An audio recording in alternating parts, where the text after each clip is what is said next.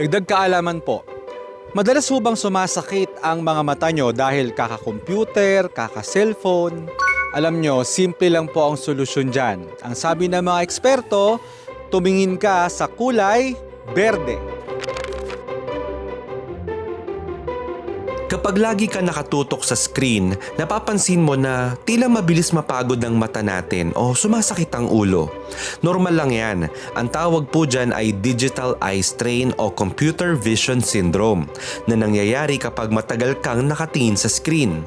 Pero alam mo ba, may simpleng solusyon po dyan. Tumingin ka sa kulay berde.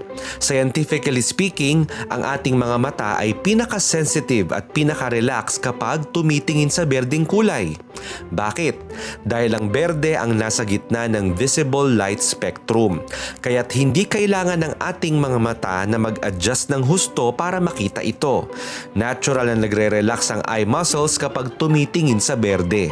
Bukod sa relief ng mata, kapag huminga ka ng sariwang hangin habang tumitingin sa berde, nakakatulong din ito sa pagpapakalma ng isip at katawan.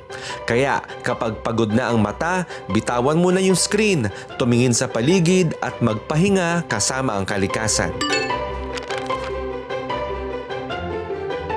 Kaya po, sa susunod na mapapagod o sumasakit po ang inyong mata, tumingin ka lang sa kalikasan.